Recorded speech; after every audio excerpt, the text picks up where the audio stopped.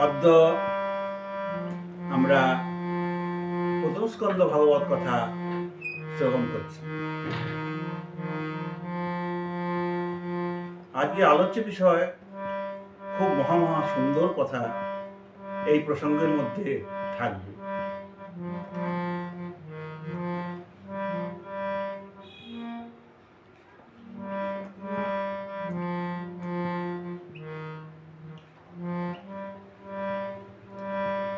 পিঠে নাম লিখে দেখাতে হবে, এর জন্য সে পুরস্কার পাবে, বিশাল পুরস্কার পাবে। এই পিঠে নাম লিখে দেখাতে হবে। আর কি না, যিনি অমর,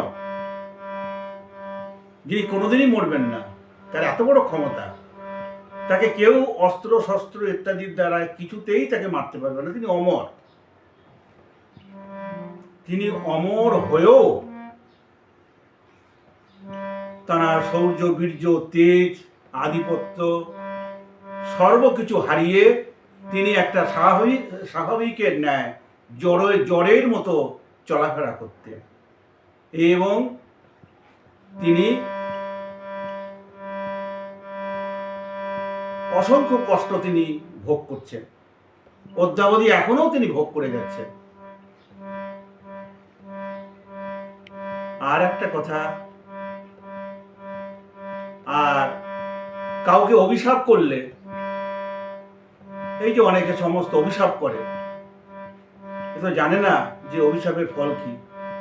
এই অভিশাপ নিজের প্রতিশাপ রূপে এসে তাকেই অভিশাপের মতো করে ফেলে। অভিশাপ করলে প্রতিশাপ রূপে আসবে। আমরা আজকে এই বিষয়ে আলোচনা করব।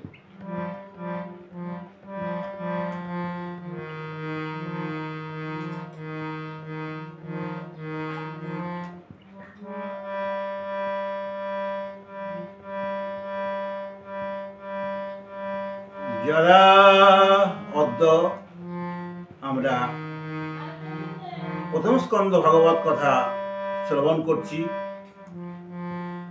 ছিল গুরু মহারাজের চরণের ধুলির কৃপা প্রার্থনা করে।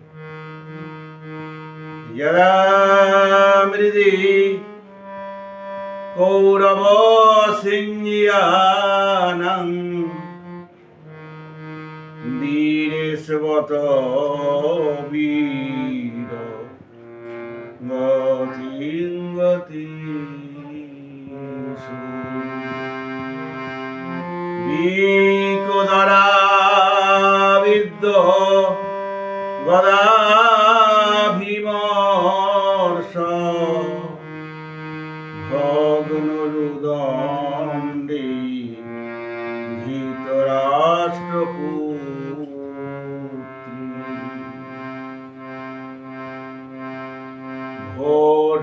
প্রিয়ং দ্রৌণী রীতিস্মপশন কৃষ্ণসুতানাং শপথং শিরং উপহারাদ বিপ্রি মেবতস্য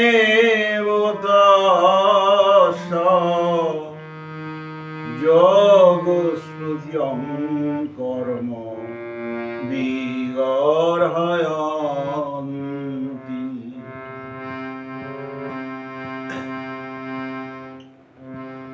মাতা সুতানাং নিধনং শিশূনাং নিঃসমঘোরং পরিতপমানা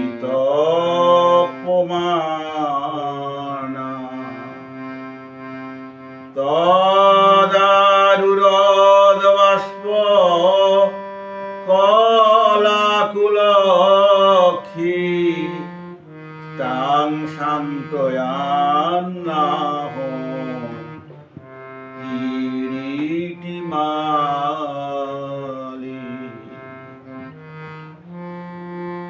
বলছেন আলোচনায়?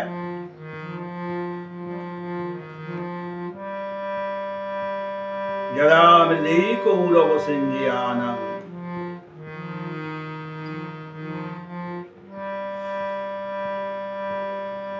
কৌরবগণ পাঞ্চালগণ ধৃষ্টদ্যুম্ন পরিচালিত পাণ্ডবগণের যুদ্ধে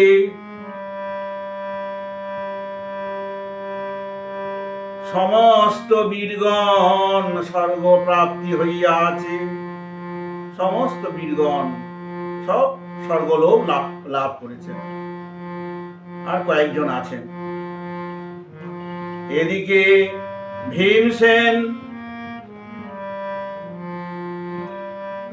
ভীমসেন কি করলেন? তিনি গদা হস্তে দুর্যোধনের উরু ভঙ্গ করিলেন। দিয়ে তিনি মাটিতে বসে আছেন, উরু ভঙ্গ করে দিয়েছেন।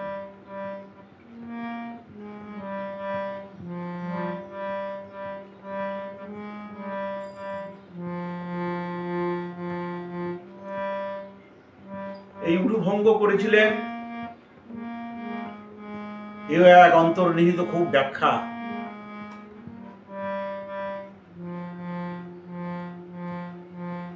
সমস্ত মহাভারতে সব নিহিত আছেন এসব কথা। দুর্যোধন যখন রাষ্ট্র যজ্ঞে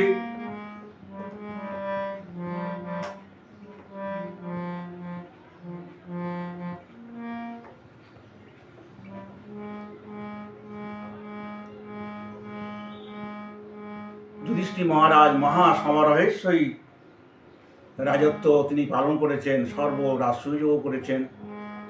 করার পরে অনেকটা শ্রীবৃদ্ধি হবার পরে লাস্টে তিনি পঞ্চপাণ্ডবকে কৌরব সভায় পঞ্চপাণ্ডবকে পাশা খেলায় প্রতিযোগিতা করবার জন্য আমন্ত্রণ করেছেন। রাজরাজাদের ব্যাপার, পাশা খেলা তো ওদের আছেই, তা সেই আমন্ত্রণ রক্ষার জন্য সকলে এসেছে। তখন সেই পাশা খেলায়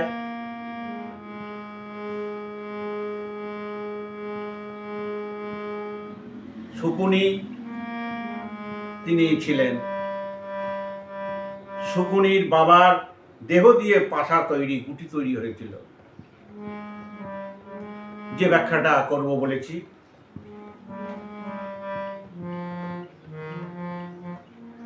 গান্ধারী কুমারী অবস্থায় এক বিয়ে হয়েছিল।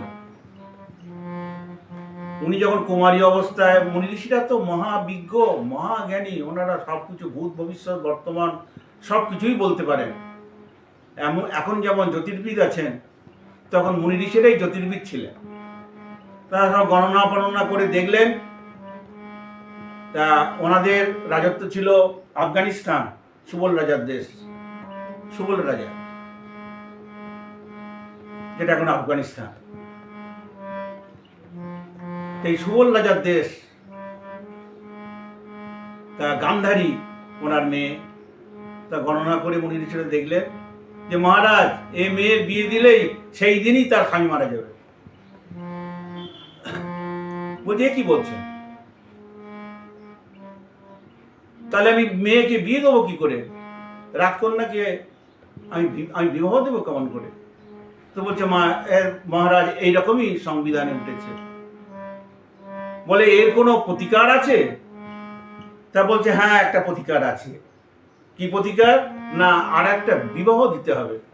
বলে আর একটা বিবাহ দিলে আর বিবাহ করবে কে? তখন বলছে অন্য কারোর সাথে বিবাহ দেন, সেও তো মারা যাবে। তো বলছে হ্যাঁ, যার সাথে বিবাহ দেবেন সেই মারা যাবে। তখন সুবল রাজা কি করলেন? এক ছাগলিনী, তা এক ছাগলের সাথে তিনি প্রথম বিবাহ দিলেন। গলায় যেই মালাটালা যেই পরানো সে, আর সেই ছাগলটা ধরফর করে মরে গেল। তখন আবার যথাবিধি যেমন ছিল, তারপরে এই ধৃতরাষ্ট্র বিবাহ করবার জন্য উনি প্রস্তাব পাঠালেন। তখন এই কথাটা গুপ্ত করে দিয়েছিলেন যে ছাগলের সাথে বিবাহ হয়েছিল, এ কথাটা পরিচয়। যেমন দেখেন না, সমস্ত ছেলে মেয়েকে বিবাহ দেবার সময় সকলে পরিচয় দেয় যে এই বৃত্তান্ত, এই বৃত্তান্ত, এইটা। তারপরে ভালো মন্দ তারা বিচার করে কমন করে তারপরে একটা বিবাহ সূত্রে আবদ্ধ হয়। তদ্রূপ উনি সব কিছুই বলেছিলেন, কিন্তু ওই ছাগলের সাথে প্রথম যে বিয়ে দিয়েছিলেন এই কথাটা তিনি আর বলেন নাই, গুপ্ত করে দিয়েছিলেন। যখন পরবর্তীকালে ধৃতরাষ্ট্র জানতে পারলেন যে এর একবার বিয়ে হয়েছিল, এই তখন কিন্তু তিনি ক্ষত্রিয় তো খুব ক্রোধান্বিত হয়েছেন। হওয়ার পরে তখন ওই সুবল রাজাকে বন্দি করলেন এবং ওনার যে 100 পুত্র ছিল, সুবল রাজার 100 পুত্র সমেত সুবল রাজাকে বন্দি করলেন। তাহলে 101 জেলখানার মধ্যে পুরে দিলেন। দেবার পরে যাই হোক, জেল হলেও তো কিছু খেতে দেয়, রাজরাজারা তো খেতে তো কিছু দেবে, সব যাই দিক, অল্প দিক বিস্তর দিক দেবে তো। কিন্তু রাজার বিধান হলো যে এই 101 জনের খাবার দেবে একজনের। এও একরকম শাস্তি, কেমন, কেউ বাঁচবে না, কিন্তু একজনের খাবার দেবে। তখন তিনি একজনের খাবার, প্রথম দিনে একদিনের খাবার যেই দিয়েছেন, এই তখন এই হন্যে কুকুর যেমন হয় ছুটে ছুটে সবাই চলে আসে, তদ্রূপ ওনারাও ঠিক তদ্রূপ একেবারে সবাই যে ঝাঁপিয়ে পড়েছে ওইটা খাবে বলে। তখন সুবল রাজা বলে, এই তোমরা ছবে না, ওই খাবার খাবে না। বাবা বলছে ওই খাবার খাবে না। বলছে কেন? না, এই খাবার সেই খাবে যে পিঠে নাম লিখে দেখাতে পারবে। তখন এক এক করে সবাই সে মুখ দেখাতেই করলো, যে পিঠে নাম লিখে কেউই দেখাতে পারলো না। তখন লাস্টে শকুনি বলছে, বাবা আমি পারবো। তা বলছে তাহলে তুমি দেখাও। তখন তিনি কি করলেন, ওই পিঠের মধ্যে তিনি মাটিতে নাম লিখলেন, মাটির মধ্যে নাম লিখলেন, নাম লিখে এমনি চিত হয়ে শুয়ে পড়লেন। চিত হয়ে শুয়ে পড়তে তখন বললো, বাবা দেখো নাম কি লেখা হয়েছে? বলছে হ্যাঁ বাবা, তুমি নাম লিখে মানে দেখাতে পেরেছো, এই খাবারটা তুমিই খাবে। কারণ বাবা তোমরা সকলেই বোঝো, বাবা একজনের খাবার কি 101 জন মানে বাঁচতে পারে? সবাই শেষ হয়ে যাবে। তো অন্তত একজন জীবিত থাকুক, একটা খাবারকে অন্তত একজন জীবিত থাকুক, সেই যদি এর মোকাবিলা করতে পারে, সেই যদি তোমাদের প্রতিশোধ নিতে পারে,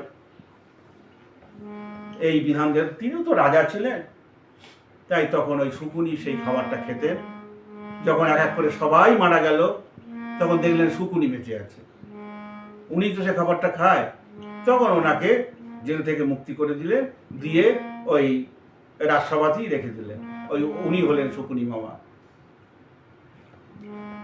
তখন ওই দুর্যোধন হয়েছে, দুর্যোধনকে তো কুমন্ত্রণা দিতে পঞ্চপাণ্ডবকে দিয়ে একদম বিষাক্ত করে দিয়েছে।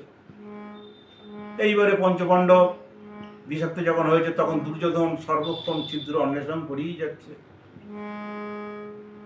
তখন লাস্ট ফিনিশে অনেক তো বিস্তারিত কাহিনী, তখন অনেক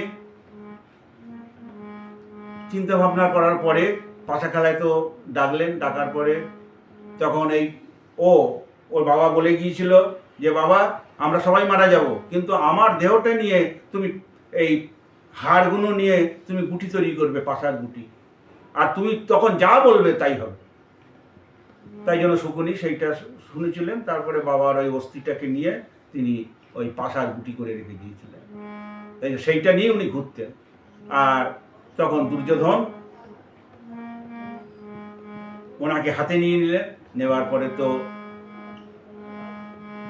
পাশা খেলায় ডাকলেন, ডেকে যুধিষ্ঠির মহারাজ সব কিছু রাজত্ব, অতুল ঐশ্বর্য সব কিছু, আমি শর্টে বলছি, অতুল ঐশ্বর্য সব কিছু হারিয়ে ফেললেন। তারপরে ভাইদের ফোন করলেন,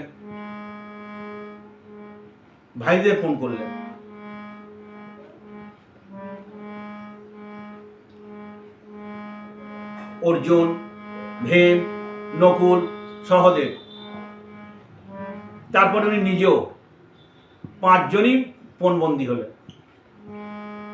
তখনই শকুনির পাশা, উনি যা বলে ও জিতে যায়, যা বলে তাই হবে, যা বলে তাই বলে। যখন সবকিছু হারিয়ে ফেললে তখন সকলে বলতে শুরু করে দিল, আর তো তোমার কিছু নেই, তবে একজন আছে। কে আছে? না, দ্রৌপদী আছে, পাঞ্চালী আছে, তাকে ফোন রাখো। তখন বারবার বলতে, আর পাশা মানে জুয়া তো একটু মোহিত হয়ে গিয়েছে। হওয়ার পরে তখন ওই যুধিষ্ঠির মহারাজ তখন ওই দ্রৌপদীকে পাশায় ফোন রাখলেন, ফোন রেখে দ্রৌপদীকেও হারিয়ে ফেললেন। তখন কি করলেন? এইবারে দুঃশাসনকে বললেন, দুঃশাসন তুমি ওই দ্রৌপদীকে টেনে নিয়ে চলে এসো রাজসভাতে, পিতামহ, ভীষ্ম, দ্রোণাচার্য সবাই রয়েছে, এনে তুমি ওকে নিয়ে আসো। দ্রৌপদীকে, তিনি রজস্বালায় ছিলেন, সেই অবস্থাতে টেনে নিয়ে এলেন, এক বস্ত্রে ছিলেন, টেনে নিয়ে এলেন। আনার পরে যখন দুর্যোধন বলছে অনেক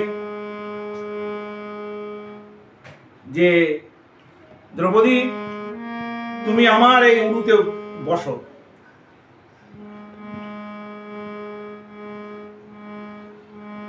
ওই তখন যখনই বলেছিল দ্রৌপদী তুমি আমার উরুতে বসো, তখন তিনি বলেছিলেন যে হে দুর্যোধন, ভীম বলেছিলেন, হে দুর্যোধন, আমি যুদ্ধকালে তোমার ওই উরু ভঙ্গ করব। তোমার যে উরু তুমি দেখিয়ে, এই গুরুজনদের সামনে যে উরু দেখিয়ে তুমি এক মহিলাকে বসাতে চাইলে, তাও গুরুজনের সামনে, ওই উরু আমি ভঙ্গ করে দেব। প্রতিজ্ঞা করলাম আমি আজ থেকে। এটা প্রতিজ্ঞা করে দিলেন। দেওয়ার পরে এই তো তারপর ওনাদের বনবাস হয়ে গেল,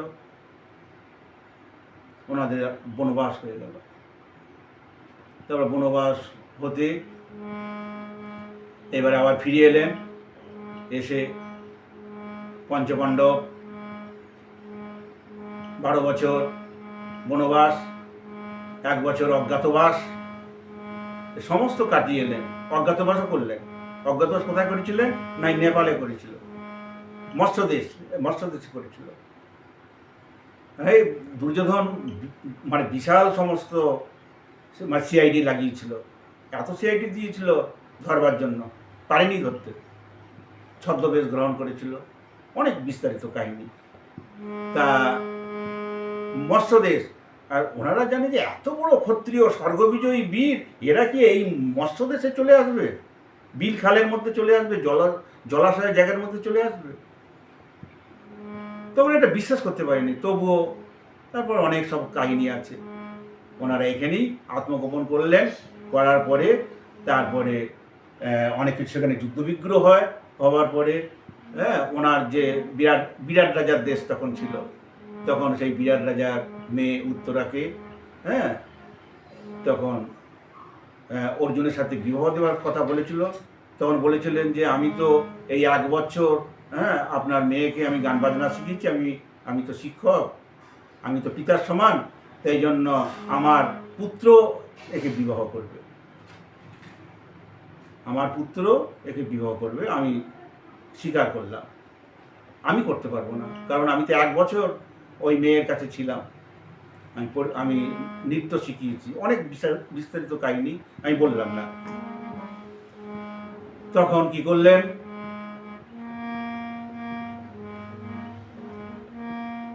ফিরে এলেন, এসে রাজত্ব চাইলেন, দিলেন না।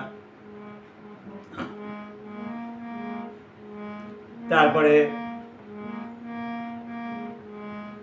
ভগবান ভগবান কৃষ্ণ এলেন। যখন উনি পাঠালেন যে কৃষ্ণ যাচ্ছেন, তখন দুর্যোধন প্রমুখ কর্ণ ইত্যাদি ওনারা তো মন্ত্রণা করলেন, দেখো ওনাকে ভালো মন্দ করে খাওয়াবো, খুব বিশাল করে খাওয়াবো, খুব সম্মান করব, করার পরে আমাদের দলে টানবার চেষ্টা করব, আর এ সত্ত্বেও যদি পঞ্চপাণ্ডবের হয়ে কথা বলে তাহলে অ্যারেস্ট করে নিয়ে নেবো, জেলখানায় ভরে দেবো। কি সাহস! স্বয়ং ভগবান মাঝে মাঝে ভাবতো ভগবান, আবার কিন্তু ভুলে যেত। আর কর্ণও তার সাই দিল, অন্যান্য সমস্ত ভাইরাও অনেকে সাই দিল। তাই হলো, ভগবান এলেন, এসে তখন তিনি পঞ্চপাণ্ডবদের 5খানা বললেন রাজত্ব ফিরিয়ে দাও। বলে না, দেবো না।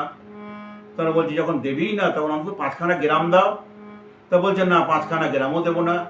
বলে 1খানা গ্রাম দাও, 1টা গ্রাম 5 ভাই থাকার জন্য। বলে তাও দেবো না, ছুঁচের মধ্যে যতটুকু মাটি ধরবে তাও দেবো না। তাহলে যুদ্ধ অবসম্ভাবী। যুদ্ধ শুরু হলো। সেই যুদ্ধেতে সব কিছু চলে গেল।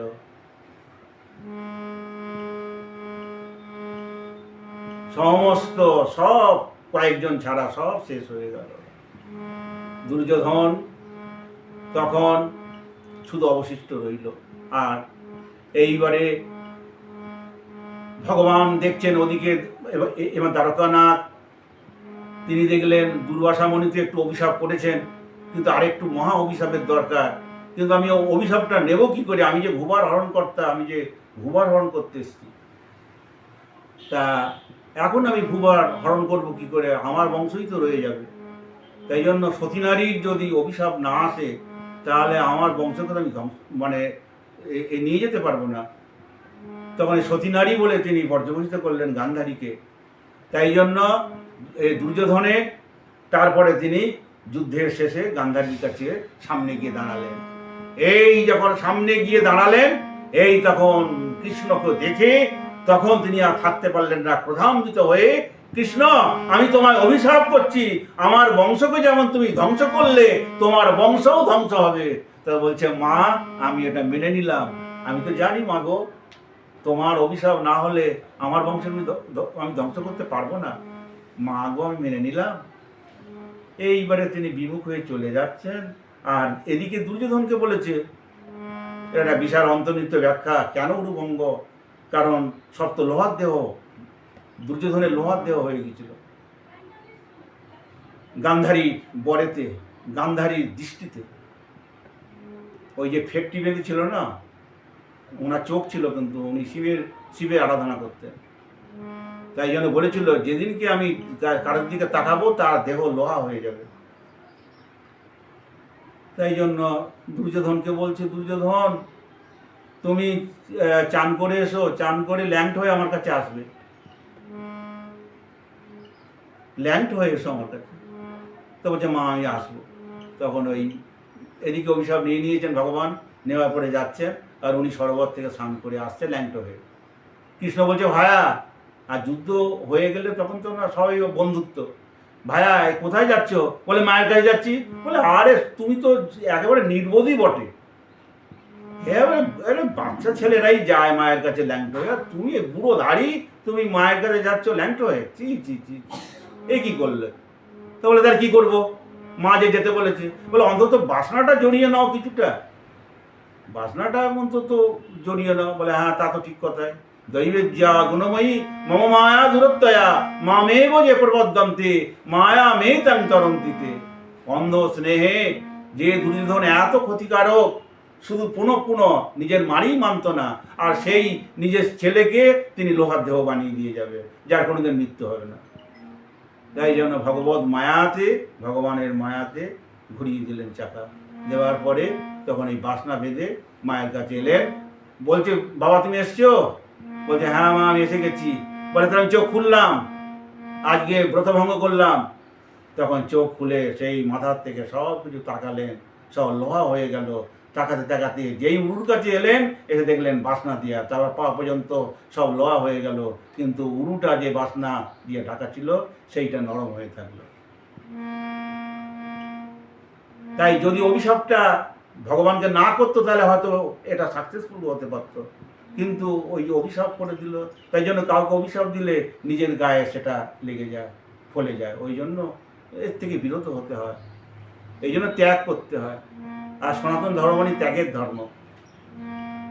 সনাতন ধর্ম মানে ত্যাগের ধর্ম। ত্যাগের এই ত্যাগকেই বলা হয় সনাতন ধর্ম, যাহার আর এক নাম বৈষ্ণব ধর্ম। ত্যাগ করতে হয়, সব কিছু ভোগ করতে নেই। তাই জন্য তখন তিনি করলেন যে বলছে বাবা, তখন সব হয়ে গেল, ওই জায়গা নরম হয়ে গেল। বাবা তোমার এই জায়গাটা নরম হয়ে গেল, তোমাকে আসতে বললাম ন্যাংটো হয়ে, বলে আমি কি আসবো কি করে, আমি বড় হয়ে গেছি না মা। বলছে বাবা আমি যখন আসতে বললাম, তো বলছে আরে বিচিত্র ভগবত মায়া। তখন ওই ভীম ওই উড়ু ভঙ্গ করে দিলেন, উড়ু ভঙ্গ করে দিয়ে তিনি পড়ে আছেন। তখন দুর্যোধনের উড়ু ভঙ্গ হয়ে গেল। এদিকে অশ্বত্থামা, সপ্তাহ কেউ নেই, অশ্বত্থামা তো অমর। পিতামহ ভীষ্ম ইচ্ছামৃত বরণ করেছিলেন, আর কৃপাচার্য অমর ছিলেন, উনি তো চলেই গেলেন।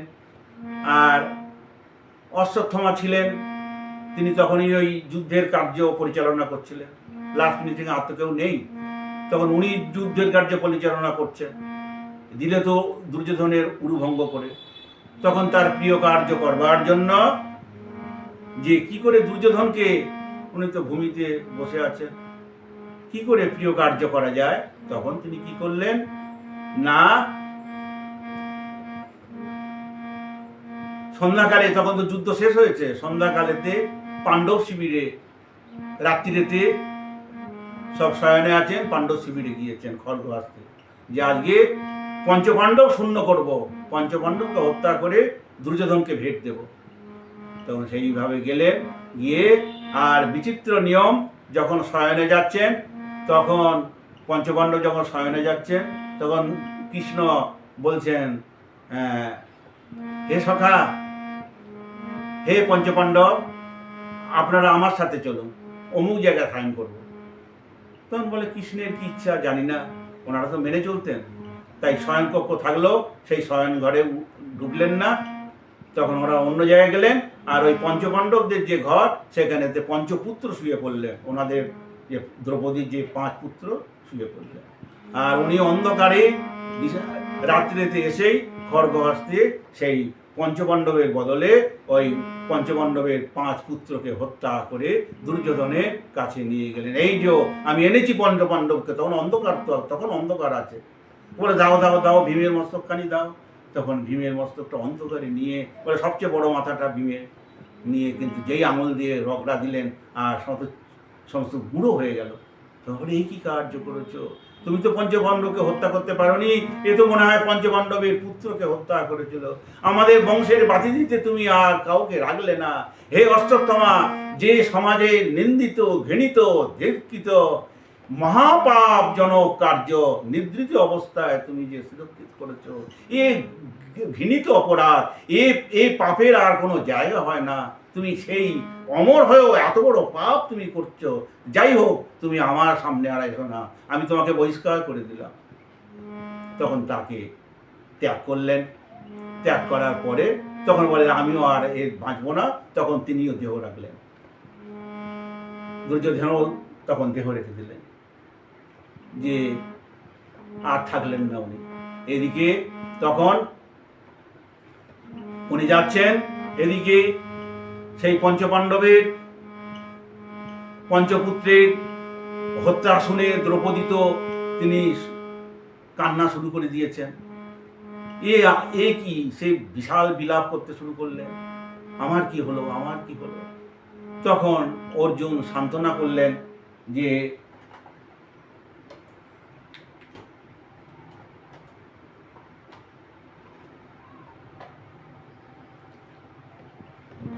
অর্জুন সান্ত্বনা করলেন যে আমি তোমার সেই পুত্রহন্তাকে আমি শিরচ্ছেদ করব। তখন তিনি সেই পুত্রহন্তা শিরচ্ছেদ করার জন্য তিনি কৃষ্ণকে সাথে নিয়ে তিনি ছুটলেন পথের মধ্যে। ছুটতে ছুটতে তখন বাইরে বেরিয়ে তিনি সর্বদিক আবরণ করে দিলেন, আচ্ছন্ন করে দিলেন, যেন কেউ না বেরোতে পারে। তখন অশ্বত্থামা তিনি খুব বিপদ দেখলেন যে আমার তো আর বেরোবার রাস্তা নেই। তখন তিনি ব্রহ্মাস্ত্র প্রয়োগ করলেন। উনি ব্রহ্মাস্ত্র জানতেন, কিন্তু ব্রহ্মাস্ত্র প্রয়োগ করতে জানতেন, কিন্তু ব্রহ্মাস্ত্র সম্বরণ করতে জানতেন না। যে অস্ত্র মানে যে অস্ত্র সম্বরণ করা যায় না, প্রয়োগ করা যায়, সে অস্ত্র ব্যবহার করতে নেই। তাই জন্য তখন কি করলেন, সেই ব্রহ্মাস্ত্র প্রয়োগ করলেন। ব্রহ্মাস্ত্র প্রয়োগ করার পরে তখন বলছেন যে মহা তেজস্বী প্রলয়াগ্নির মতো ছুটে আসছে অগ্নি। ওই দেখেন না এখন যেমন ওই সমস্ত ব্রহ্মাস্ত্র, অ্যাটম ইত্যাদি যাবতীয় সব বড় বড় সব আগ্নেয়াস্ত্র তৈরি হয়েছে, সব জ্বালিয়ে সমস্ত অগ্নির মতো সমস্ত পুড়ে যায় সব, ঠিক তদ্রূপ ওই ব্রহ্মাস্ত্র। তখন কৃষ্ণ বলছেন, হে অর্জুন, তুমিও তো তোমার গুরুদেবের দ্রোণাচার্য, একই গুরু শিষ্য, কিন্তু ছেলে হয়ে ওই প্রয়োগ করতে জানতো, সম্বরণ মন্ত্রটা দেয়নি। কিন্তু তুমি শিষ্য, তুমি সেই দুটোই পেয়েছো, প্রয়োগ করতেও জানো, সম্বরণ করতেও জানো। সে মন্ত্র তোমার গুরুদেব দ্রোণাচার্য তোমাকে দিয়ে গিয়েছে, তাহলে তুমি তাই করো। তখন তিনি ভগবানকে পরিক্রমা করলেন। পরিক্রমা করার পরে তিনি নিজে ব্রহ্মাস্ত্র নিক্ষেপ করলেন। সেই ব্রহ্মাস্ত্র, দুই ব্রহ্মাস্ত্রে যেন প্রলয়াগ্নি নেমে এলো। তখন ঘর্ষণ করতে করতে করতে করতে দুই অস্ত্রকে তখন তিনি কি করলেন,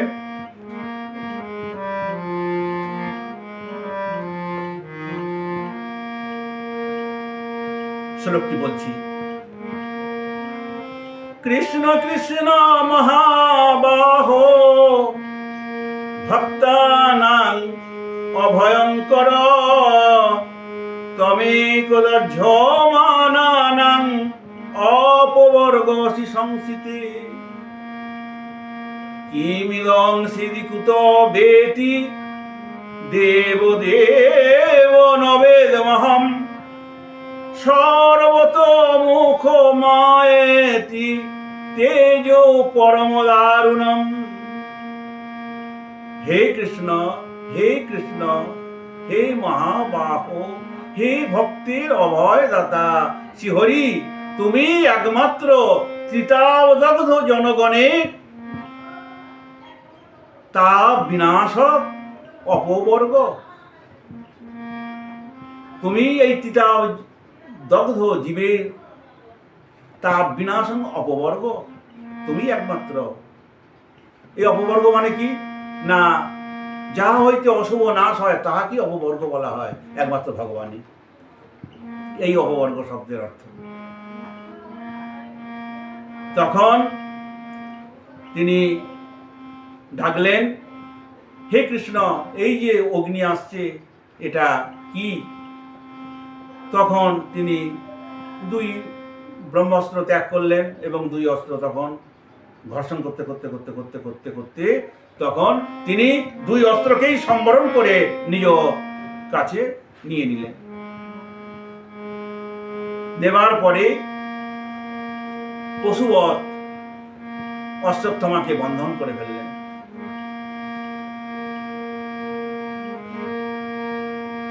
তথাহিতং পশুবৎ পাশবদ্ধং অবামুখম কর্মযোগস্ফীতেন নিরীক্ষ্য কৃষ্ণাপকিতং গুরুসুতং বাম স্বভাব কৃপয়া ননাম চ।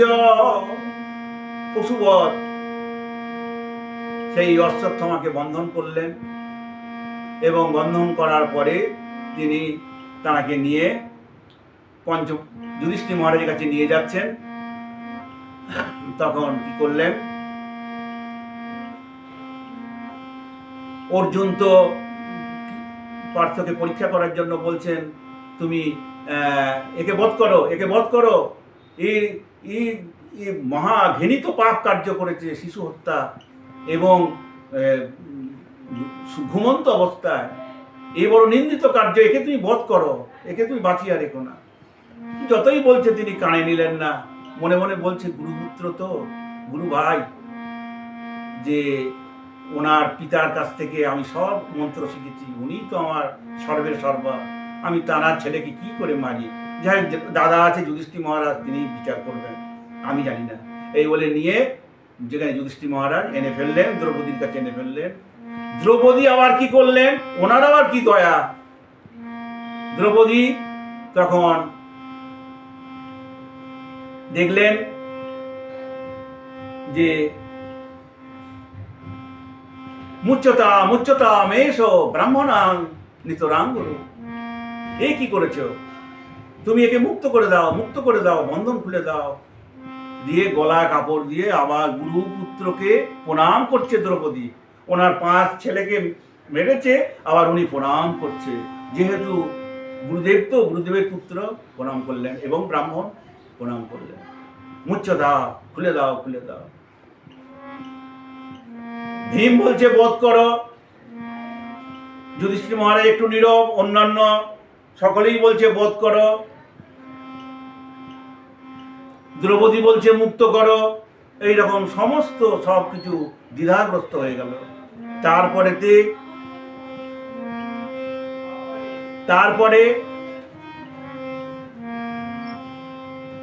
দ্বিধাগ্রস্ত হওয়ার পরেই তখন ভগবানের দিকে তাকিয়েছেন অর্জুন, যে ভগবান আমি এখন কি করব?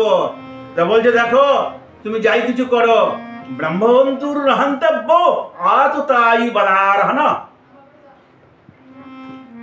তুমি কি যা করো করো, আমার কথা আমি বলে দিলাম। ব্রহ্মবন্ধুর নহন্তব্য আততাই বলারহনা, এই যে কার্য করেছে এই বধের যোগ্য, কিন্তু ব্রাহ্মণকে হত্যা করতে নেই, উভয় যা কার্য করো। তখন তিনি চিন্তা করলেন, ভগবান বলছে আততায়ীকে বধ করতে বললেন, এই যে নিন্দিত, ঘৃণিত, ধিক্কৃত, বিকৃত, অত্যন্ত জঘন্য যে কার্য করেছে, তাতে আর 3-4 মিনিট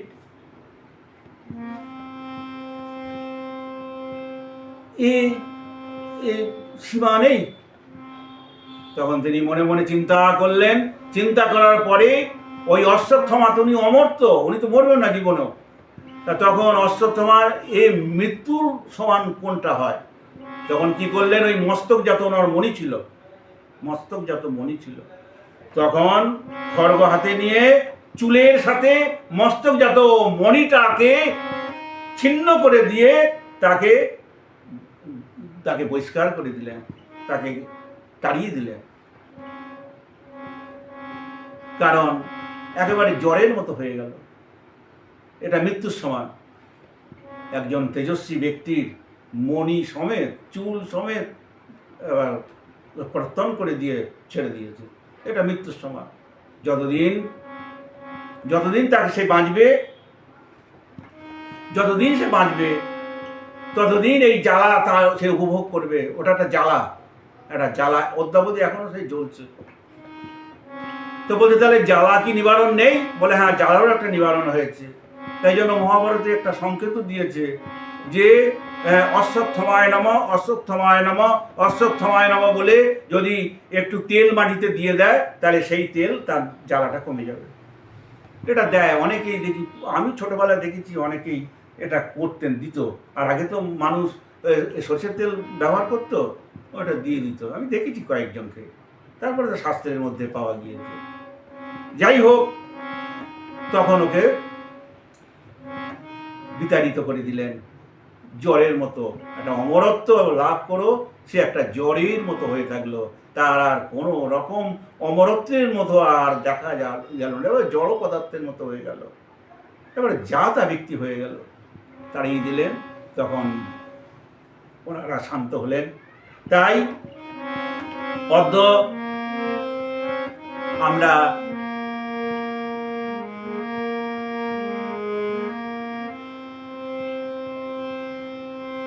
সেই শকুনির কথা,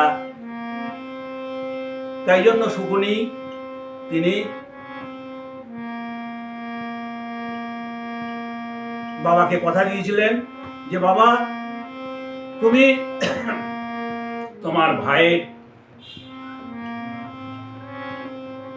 এবং আমার এই যে আমরা যে মরে যাচ্ছি তাই তুমি এর বদলা নিও।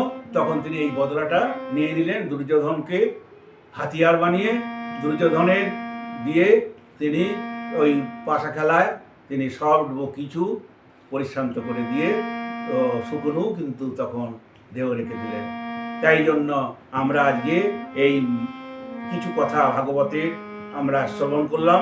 এরপরে কি আলোচনা হচ্ছে, এরপরে যে বিরাট রাজার মেয়ের কথাটা বললাম, এই বিরাট রাজার মেয়ের কথাটা আসবে, কি করে কি হলো, কি করে পরীক্ষিতের জন্ম হলো, এইসব কথাগুলো আসবে। যাই হোক, অধিক বিস্তৃত হয়, আমি এই জায়গায় এই ভাগবতকে বিশ্রাম দিলাম।